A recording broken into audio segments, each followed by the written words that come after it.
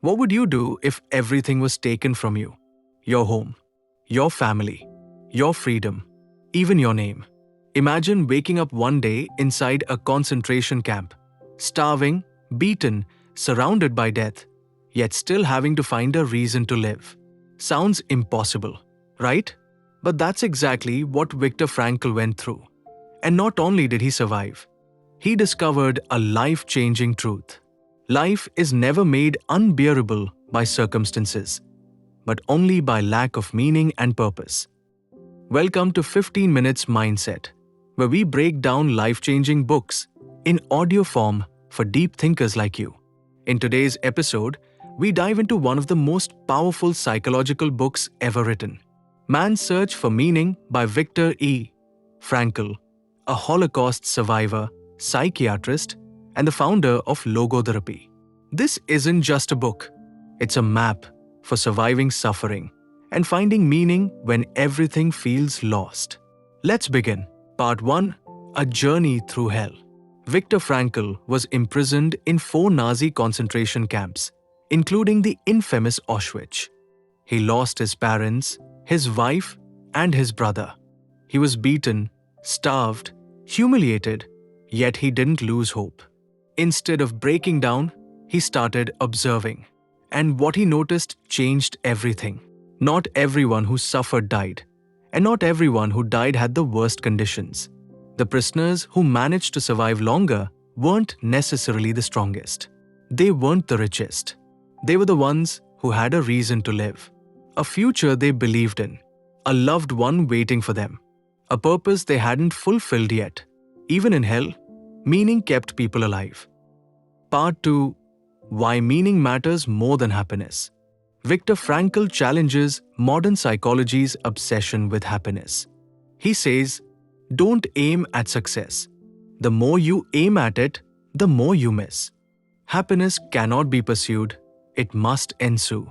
In other words, happiness is a side effect of doing something meaningful. In the camps, there was no happiness. But those who had a why, a reason to endure, could bear anyhow. This is where logotherapy was born, the therapy of meaning, where Freud said we seek pleasure, and Adler said we seek power. Frankl said we seek meaning, and when we lose meaning, we lose the will to live. Part 3: You always have a choice. Here's the biggest lesson Frankl learned. Even when you're suffering, even when everything is out of your control, you still have one freedom left: the power to choose your response. They could take his food, they could take his clothes, they could take his family, but they could never take his inner attitude. In his words, everything can be taken from a man, but one thing, the last of human freedoms, to choose one's attitude in any given set of circumstances.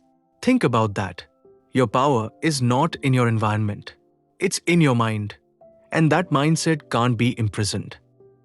Part 4: How to Find Meaning. Frankl believed there are 3 core ways to discover meaning in life. 1. Through work or creation.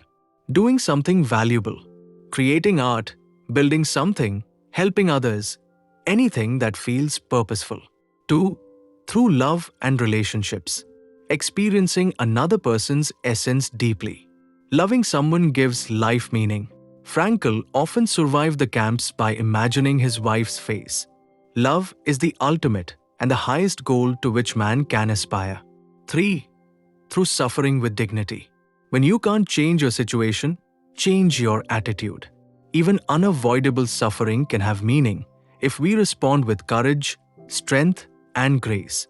If there is meaning in life at all, then there must be meaning in suffering.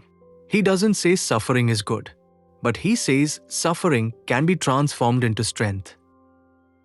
Part 5: The Existential Vacuum, the Danger of Emptiness. Here's the twist. Most people today aren't in concentration camps, but they still feel empty inside. Frankl calls this the existential vacuum, the inner emptiness that comes from living without meaning. We have food, freedom, technology, options, but no deeper purpose. So we fill the void with addictions, constant entertainment, toxic relationships, overwork or laziness. but none of it satisfies. Because humans aren't just physical creatures, we're meaning-seeking machines. Without meaning, even a rich life feels poor. Dash. Trophy Part 6. Real-life stories from the camps. Frankl shares many powerful stories from the camps. A man who said, "I must survive. My daughter is waiting for me." That gave him the strength to live. Another who believed he still had an important book to write, and that belief kept him going. Some lost faith in the future and died within days, because hope was more important than food. Frankl watched people give away their last piece of bread, pray when their bodies were collapsing, smile at the sunrise behind barbed wires. He realized something: suffering reveals who we truly are. Part 7. Purpose is personal. One of the deepest truths in the book is this: meaning is not universal. It's personal. There's no one-size-fits-all purpose. Your meaning could be in raising a child, writing a book, serving a cause, loving someone deeply, or surviving something terrible with dignity. And guess what? It changes. Your meaning today might be different from your meaning next year, but as long as you're seeking it, you're alive in the truest sense. Dash. Part 8. The Power of the Human Spirit. In the end, Frankl didn't just survive. He came out with a mission to teach the world this truth, even when everything is taken, even when the world is cruel. You are still free to choose hope, purpose, and love. He became a professor, wrote 39 books, and inspired millions across the world. He turned his suffering into service. And that is perhaps the greatest meaning any of us can find. So, what does this mean for you? If Viktor Frankl could find purpose in Auschwitz, what's stopping you from finding purpose in your own life? Stop asking, "What do I want from life?" Start asking, "What does life want from me?" You're not here just to survive. You're here to serve a meaning one that's bigger than comfort or pleasure.